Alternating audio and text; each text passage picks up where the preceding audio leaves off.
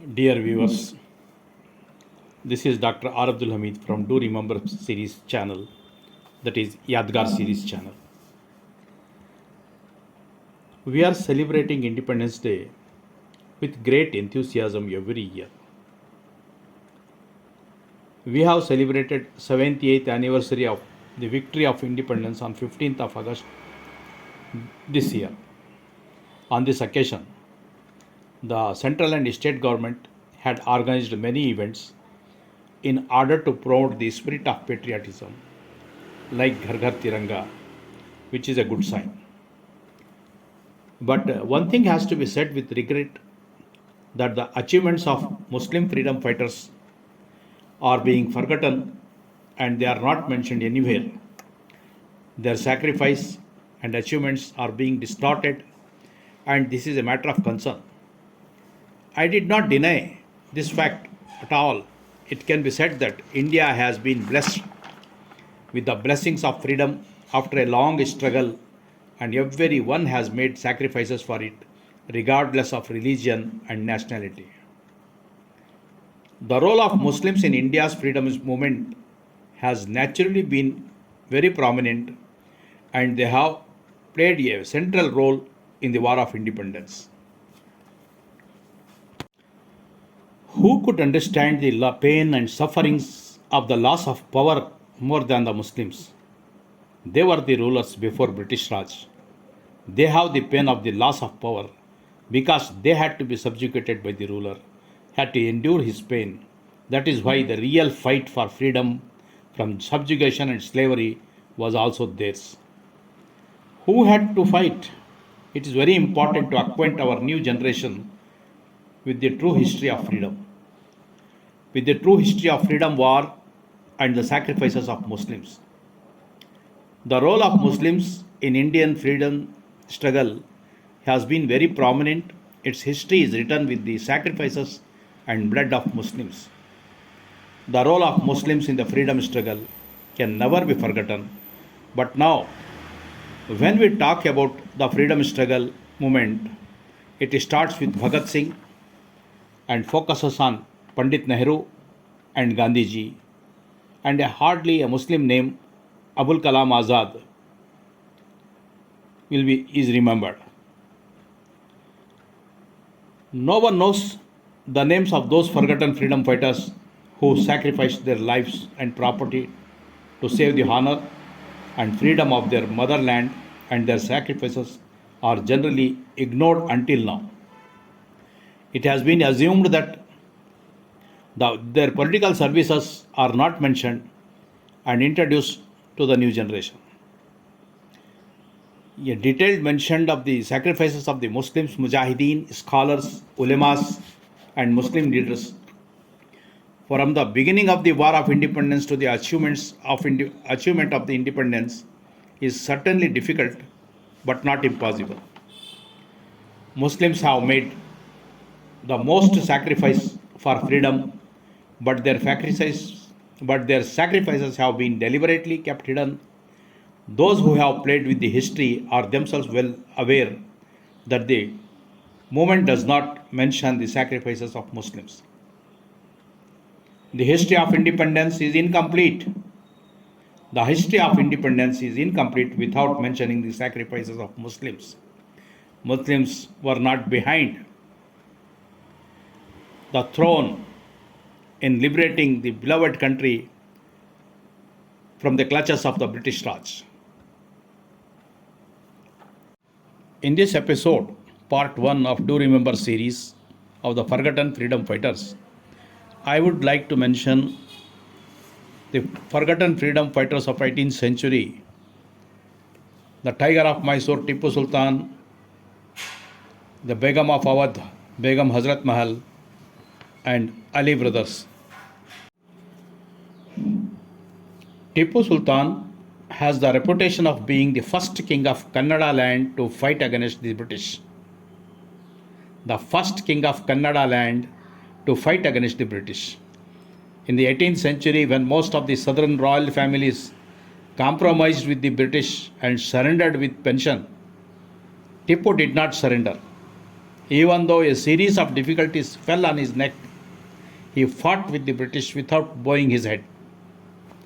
Tipu Sultan had good relations with the Hindu community and gave generous donations to temples and monasteries.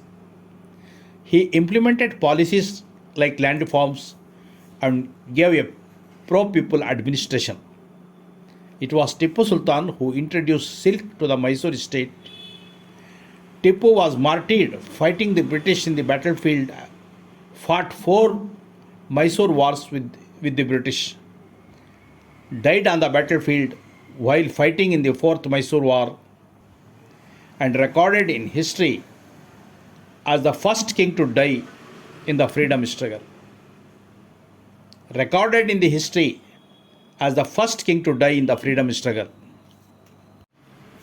Begum Hazrat Mahal. Begum Hazrat Mahal was one of the few women who challenged the British during the revolt of 1857. Her maiden name was Muhammadi Khanum, also known as Begum of Awadh, was the second wife of Nawab of Awadh Wajid Ali Shah and the regent of Awadh.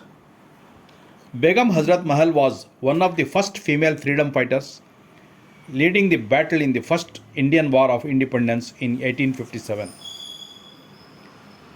In the middle of 19th century, the British conquered the Awadh.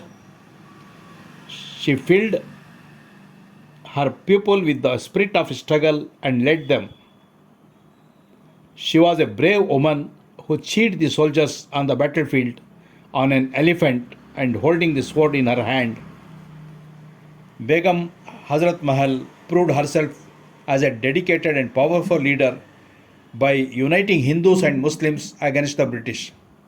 She also motivated the women to join the war. Begum Hazrat Mahal also formed an army unit of women and equipped it for the freedom struggle. Begum Hazrat Mahal, who never once surrendered British in her lifetime and maintained her self-respect, breathed her last in 1879 in Kathmandu, Nepal. Even today, Begum Hazrat Mahal is remembered as most important fighters of the first war of independence. Ali brothers, not only individuals but also some families were fully involved in India's freedom struggle. The Ali brothers came from such a background. Shaukat Ali and Muhammad Ali Jauhar, who jumped into the freedom struggle in the early days of their youth, stood up against the British and warned them to give them their right to freedom.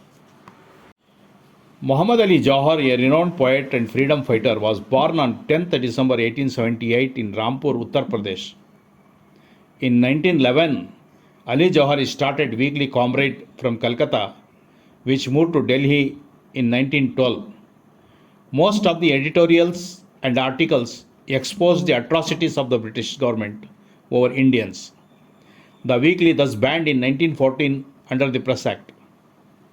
Undaunted, Ali Jauhar started Urdu daily Hamdard in 1913 and again criticized the imperial rule in his writings. He was arrested multiple times for nationalist writings, but that did not dampen his patriotic spirit.